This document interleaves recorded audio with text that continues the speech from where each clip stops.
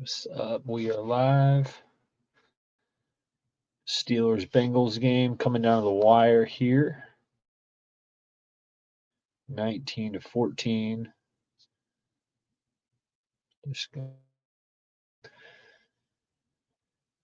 Our very own TSP Booker will be joining us shortly for at least a few minutes. He's got some family in town, so. But yeah, until he jumps on here, we got the Steelers about to kick a field goal to bring this within 2. If somehow the Bengals lose this game, it would be the most Bengal thing of all time, I believe. Yeah, so now the Steelers only are going to need a field goal. It would be the Bengals season if they happen to lose this one. But anyway, my name is Kevin Showalter. This is the Sideline Podcast. I'll be here for about 30 or 40 minutes, just a shorter episode tonight. Booker's going to jump on here shortly. We'll be talking college football, NFL, Campus Canton, some dynasty stuff, some college football games. And yeah, let us know if you have any questions in the chat. We'd love to answer any questions that you have. The answer that you're really looking for is, what shampoo does Kevin use? I know a couple weeks ago we talked about what kind of product Booker uses. Now he's got the curls. I wear a hat every single day, so I don't need product to keep me fluff. So I go with the Avalon Organics Therapy. Straight up, my wife buys this for me. I believe it's like a Head and Shoulders product, but not as much chemicals, and so yeah, it seems to work all right. But again, I'm pretty low maintenance. I just put the hat on every day, and then I'm good to go. So got the Eagles cap, got my Huskies shirt on. So hope you guys are doing well. Yeah, 19-17 here in the fourth quarter of this Bengals Steelers game. So if I'm a little distracted, that's probably why. You can check us out on X at Sideline FF Pod, also on YouTube at Sideline FF Pod. Subscribe, ring the bell. We are trying to put out more content on YouTube. It's a process. We both have full-time jobs. We're trying to grow this thing, and so no, that's not it. Yeah, so we're growing, but we're enjoying. We're just trying to have fun in doing this. Talking college sports, Campus Canton, Dynasty, fantasy football. We are all mourning the loss of fantasy football pretty much all the way around. If you're still playing in a championship game this weekend, I don't know why, because yeah, there's most teams aren't playing their starters. You're going to be having to pick up Carson Wentz, Tanner McKee. Best of luck to you if you're playing in a championship game. Feel free to reach out with your sit-start questions. I'll do my best, but no promises, because I haven't done extensive research on the backups around the NFL. So, all right. So we will get started. Again, Booker will be joining us soon at TSP Booker. You can follow me at TSP Kevin on X if you want to reach out to us directly. Yeah, anybody in the chat? We got maybe 8 people here. I don't know where TL. If you're here, light more. We've had a couple guys show up regularly and give us a hard time. So if you're out there, drop us a comment. Let us know how your day is going, how you guys are doing, how the new year is hopefully off and running for you guys. Yeah, so we touched on this last week. It was kind of a sad thing. We didn't get into it too much, but obviously the Sugar Bowl got delayed, and so we went live on New Year's Day, but that game had got delayed, so we weren't able to talk about it during that live stream. So yeah, we'll start there. Notre Dame beat the Georgia Bulldogs, which was kind of an upset, but kind of Georgia without their starting quarterback. How is Gunner going to look? How is Georgia going to look? Notre Dame, other than that Northern Illinois loss, they have looked really good all year. And so, um, yeah, I mean, it's crazy that they're Riley Leonard, starting quarterback, threw for 90 yards and a touchdown, and they won by 13 points. And so, what I took away from this game was the Notre Dame defense is really good, and they are a well balanced team. Special teams, defense, offense. They're not turning the ball over, and so um, yeah, this game was kind of close. And then I don't have the exact stat in front of me, but I think it was like in a 90-second span, Notre Dame put up like 14 or 17 points or something like that. And so they just kind of they flipped the switch pretty quick on this one. It was that weird 1 p.m. on the West Coast, 4 p.m. on the East Coast kickoff. So I mean, I was kind of watching it while I was working, but it's hard to just say, yeah, 1 p.m. I'm going to shut it down and watch a college football game. So I caught part of this game, but not the whole thing. Gunnar Stockton looked good. I actually traded Gunnar Stockton for Terry McLaurin in our Campus Canton League. That didn't work out because I traded for Terry McLaurin mainly because of his Week 17 championship matchup. I was 100% right that a Washington Commanders receiver was going to go off in Week 17. Unfortunately, it was not Terry McLaurin. It was Zacchaeus. I'm pretty sure he had like 70 yards and 2 touchdowns. And we'll see how that. I still like Scary Terry next year. But Gunnar Stockton, I think he played well. We've got 234 yards, a touchdown. I'm showing negative 19 yards for Gunnar. Everybody was talking coming into this game that he was more mobile than Carson Beck, that he was going to be able to use his legs. I'm kind of shocked at not only at negative 19 yards. Like he must have just been getting beat up, dropping back in the pocket. And yeah, I think I'm a little shocked that they didn't use his legs a little more. I think the one play that I do remember vividly is the 2-minute drill. I think it was like 40 seconds left, and they were going to try and go. And Kirby Smart at the half was like, "Yeah, we want to have confidence in our quarterback." He gets strip sacked, knocked out. Not knocked out of the game, but Notre Dame goes down and scores.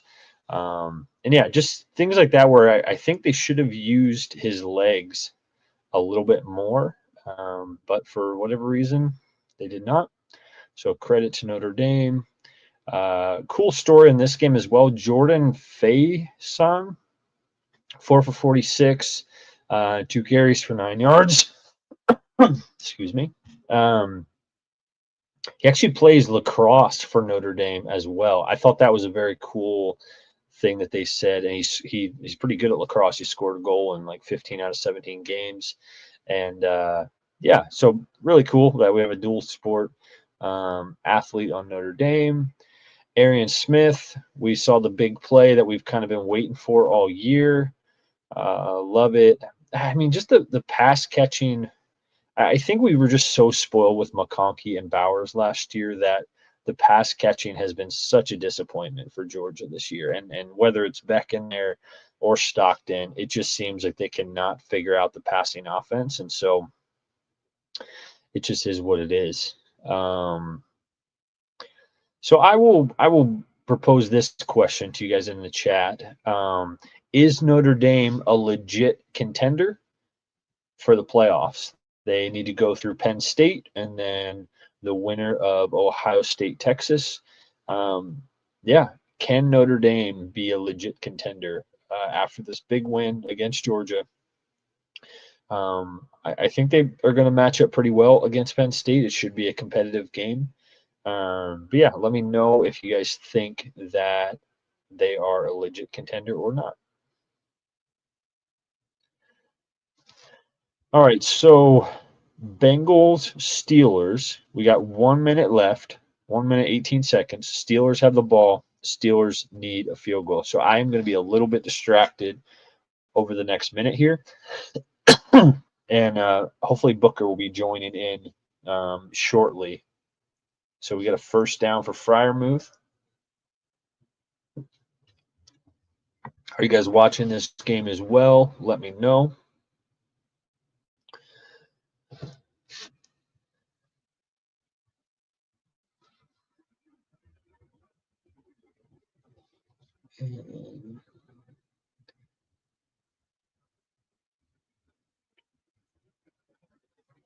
Steelers only have one timeout, so that is interesting. Oh,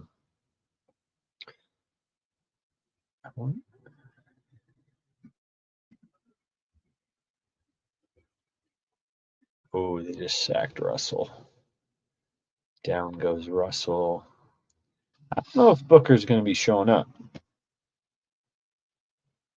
I want to get in the transfer just for a little. All right, so I'm less distracted now. Russell just kind of got tackled in bounds. Let's move along here. Again, we're going to keep this fairly short tonight. So you see it here in my tagline, and my partner in crime. Sometimes I think he thinks that I hate the SEC. I actually really love the SEC. Lane Kiffin, on the other hand, I'm not a big fan of Lane Kiffin, and so I was thoroughly enjoying X roasting Lane Kiffin on just all of his shenanigans. And yeah, congrats, Lane Kiffin, on beating Duke. We will cover this game here a little bit. Duke was without their starting quarterback and starting running back. Deep ball from Russell. Oh, man, he had it. And yeah. So yeah, I mean, you beat them by 32 points, but again, I was kind of being facetious on X and saying, "Good job, like, congrats, you beat the 7th ranked ACC team, like a drum with all your starters, most of your starters in." So it just is what it is. If Ole Miss beats Florida or Kentucky, they are in the just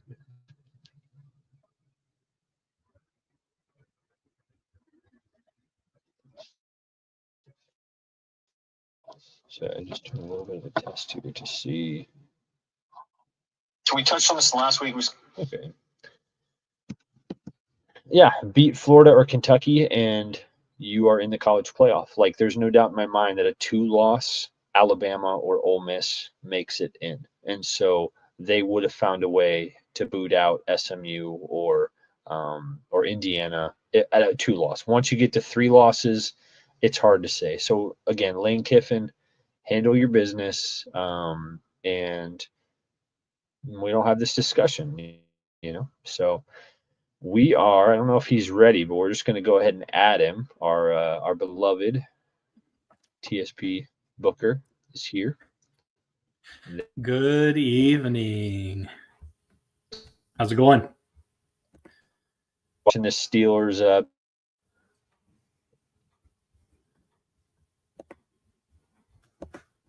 Looks like I'm losing you. Game over. Did the Bengals pull it out? I just left watching it in order to come up here and be with you.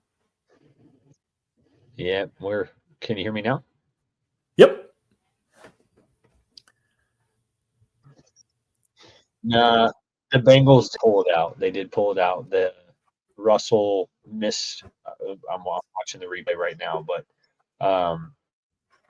Fryer. Oh man, that was Friarmouth actually. Russell put it right in the hands. Oh man. All right. Well, it's great to be here. I am currently, I've got family. My mom and dad are in town, so we're hanging out and playing games, and so I can't be here for long. But I did want to pop by because consistency matters. And if, Ryan Lightmore was here, or TL, or any of the other goons that like to come on here and interact with us, I wanted to just stop by. So thanks for having me. Yeah. So what are we talking about, Kev? Can you hear me okay, or did I cut out on your? Can you hear me? You cut out. Man, it was going great until you jumped in here. I'm about to just boot you off. Just boot me. Just boot me. I deserve it. I absolutely. Can you hear me at deserve all, or is it just? Yeah. Can you hear me? No.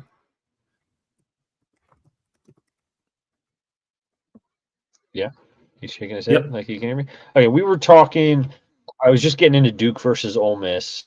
I was lightly burying Lane Kiffin. I was also saying that I'm not an SEC hater. I know you think I am, but I just don't like Lane Kiffin. And so I was talking that game. Yeah, I was about to get into Jackson Dart, 400 yards, 4 touchdowns. Honestly, I see a lot of power rankings of like quarterbacks for this upcoming draft. I think Dart should be like at the top. Like he's mobile. He ran for 43 yards in this game, throwing for 400. Like he's not Lamar Jackson mobile, but he is like a Pat Mahomes, like a Joe Burrow mobile, where it's like, hey, he's got enough to get where he needs to go. Yeah, I think Jackson Dart should be climbing draft boards. Come this draft. What are your thoughts on that? Yeah, I think that he will, and I don't know. Again, like I know you already said this because you've nonstop been communicating to me how much you hate Ole Miss and Lane Kiffin, and that is completely okay. But I do think that he's gonna climb draft boards. I think that he'll go. I mean, certainly in the first round, right? Like top. Where would you put him? Like top? Yeah. 10? I think he's like within the top 3 quarterbacks. I don't know though. Maybe not. Maybe Milroe. Like I could see Sanders. I could see Sanders, Ward, Milroe going. Like I guess one of those. Was it the Drake May draft where like there was quarterbacks 1, 2, 3, and then just a long break, and so it's like, who are going to be those 1, 2, 3? I think the Patriots trade the first pick. So I think they trade out. Raiders need a quarterback. Who's the other team that's up there in the draft order right now? The Giants need a quarterback pretty. The Giants. Pretty I mean, I saw an interesting thing where the Giants trading like a pick and an offensive lineman.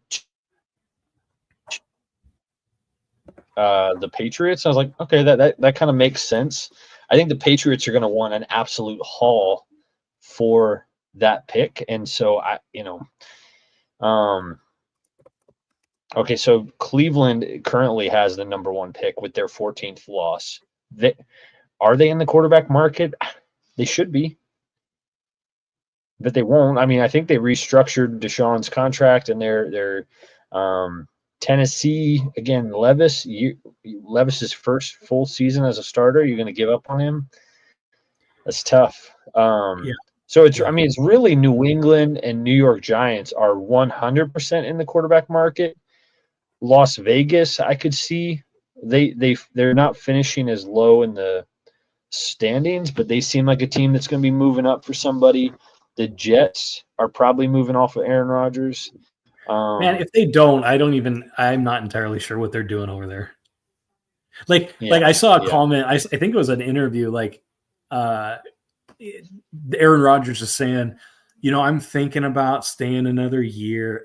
Almost like he's going to be the one that will decide whether he'll be there or not. And then the Jets are just a dumpster fire and he's at the helm. So I don't know. I don't understand. I do not think that he is the guy who gets to make that decision. And I would be very surprised if he's there, and he's burned so many bridges as he's gone to different places that I think this might be Aaron Rodgers' last season.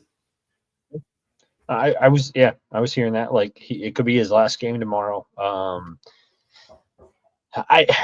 mean, it's like, does he want it? I don't know if he wants to go start over at another, like at the Saints, or I saw like him in edited into a Steelers uniform or something like that. Like I don't think he will want to go do that again.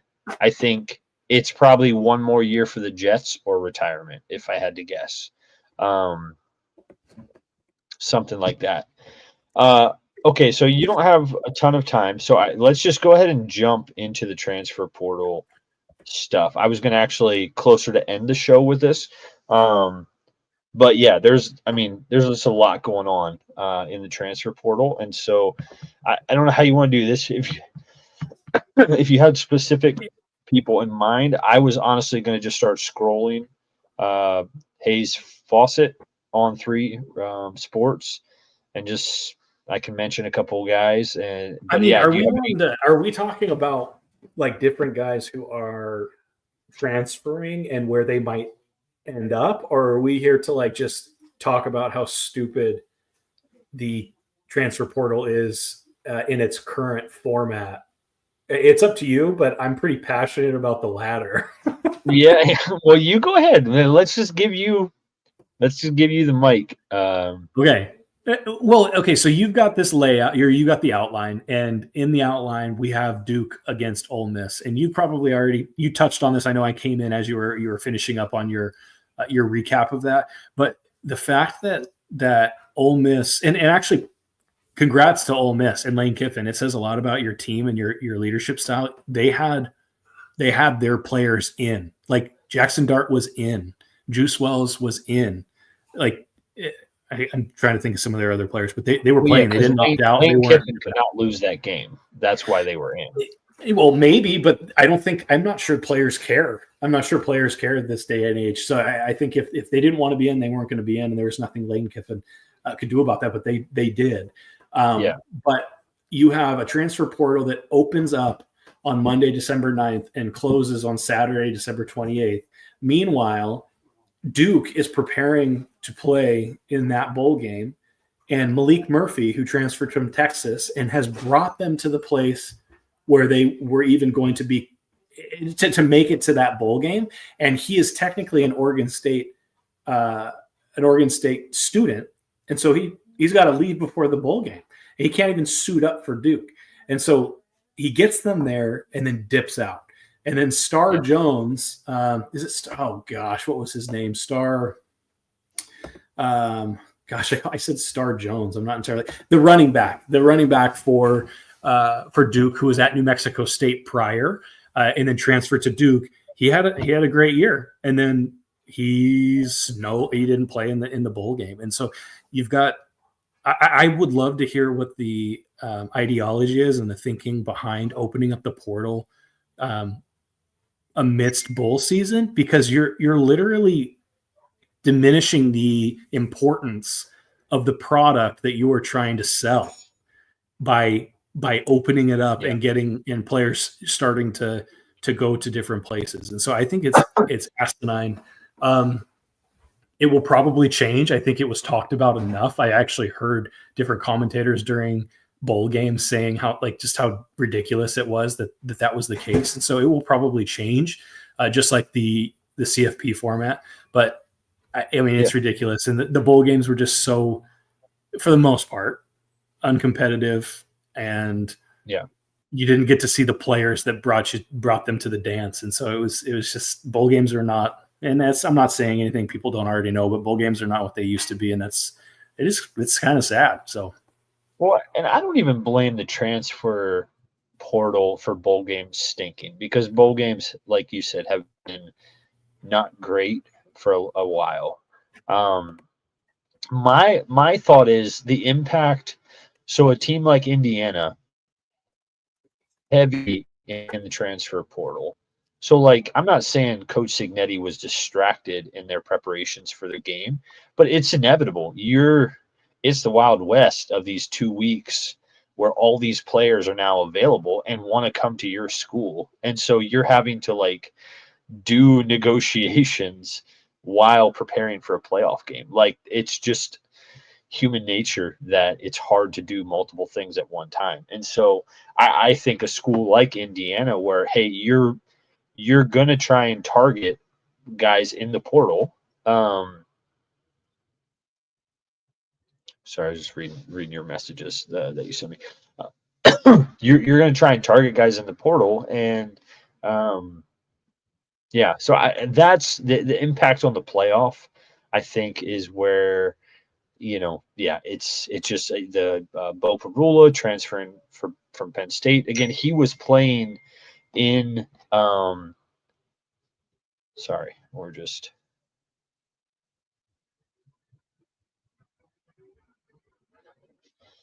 He was playing like a decent amount of snaps, Wildcat snaps for Penn State, and then now boom, you're gone. You've helped, and Coach Franklin even came out and said like he did not want to leave, but this is the system. Like he would have wanted to play with his team throughout the year. And yes, if Aller is going to come back, then okay, I'm going to go seek another opportunity. So yeah, you're right. It is a broken system. I mean, we're passionate fans, so that's what we do is we go on X and we tell the world how wrong things really are. I would say the grace that we need to have is all of this is new. And so I don't even want to say it because it's about the SEC, but it's like, get out of here. Get out of here. I think it was the Barstool guy said the SEC is dead, and Lane Kiffin chirped up, and then I chirped onto that, and just, everybody's chirping everybody. But, I don't know if it's accurate, but it's like, was the SEC paying their players for years, and now everybody can, and so it is. I don't think so. I know. I don't. Oh, okay. No. What I think it was is that people wanted to go. The SEC was known for being the cream of the crop, and I am an SEC guy, but I feel like growing up, it was the SEC and then everybody else, even if it was a close, with the Big 12 and the Big 10. But the SEC was the place you wanted to go if you wanted a shot at like playing for an elite team outside of maybe Michigan, outside of maybe Ohio State, Texas.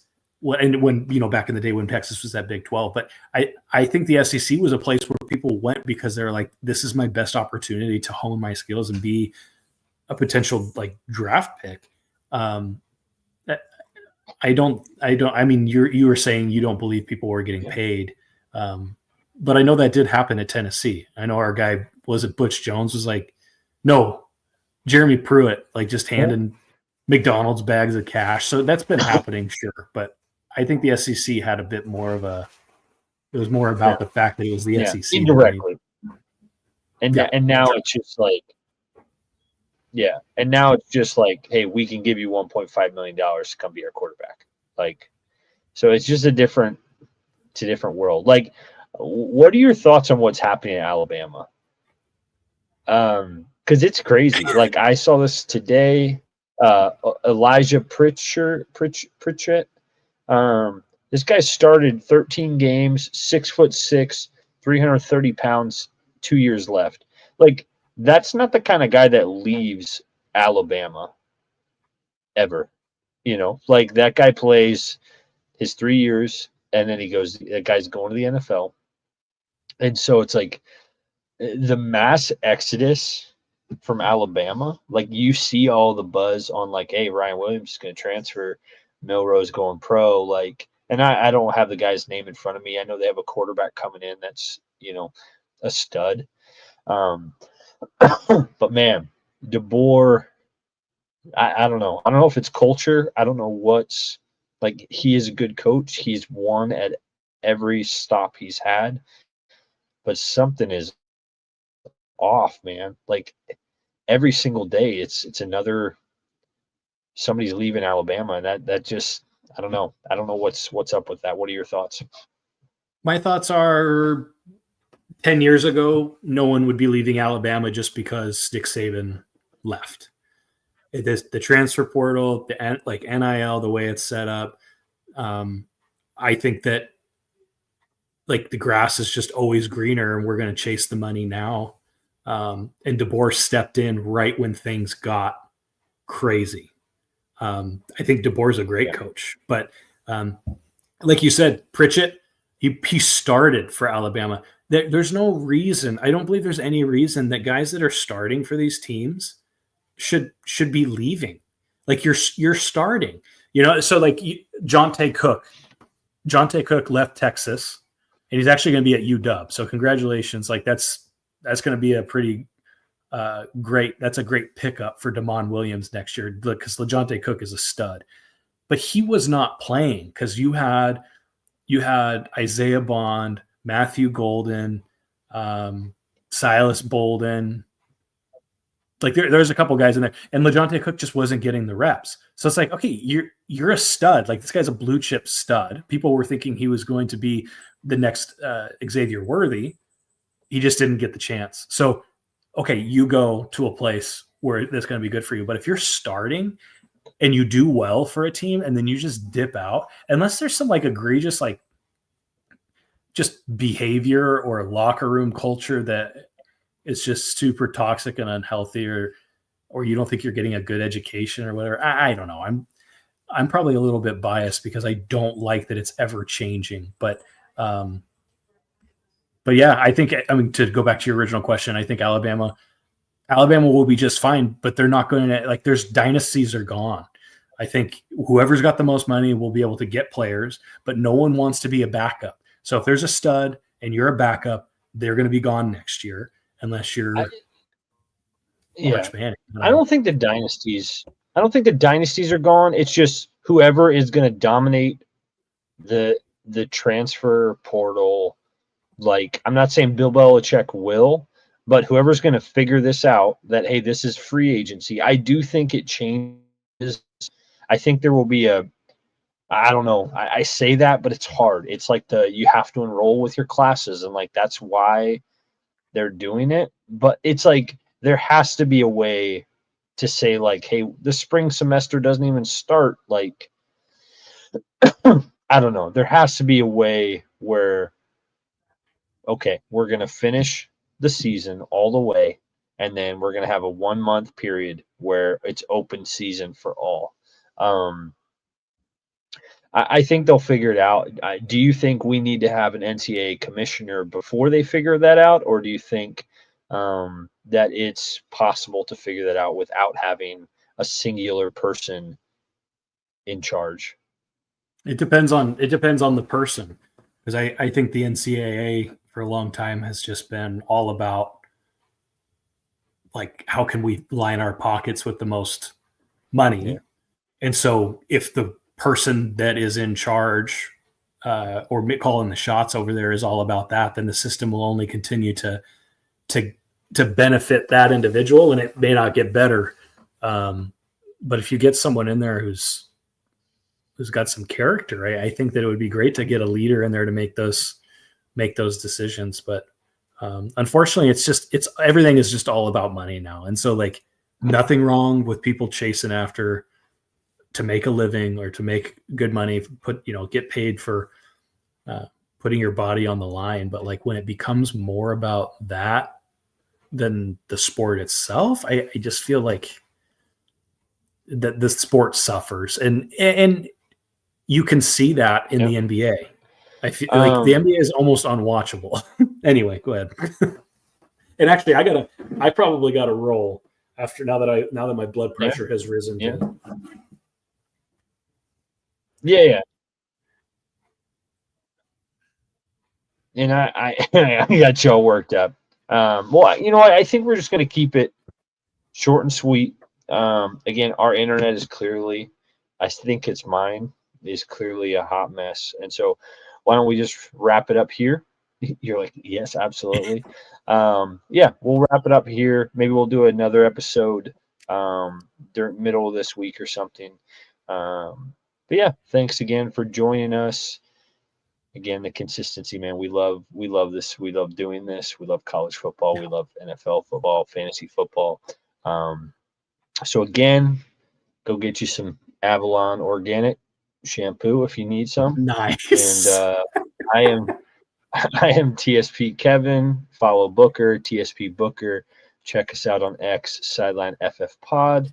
And hope your new year is great and continuing to get better. And until next time, have a good night. Yeah. Happy New Year, everybody.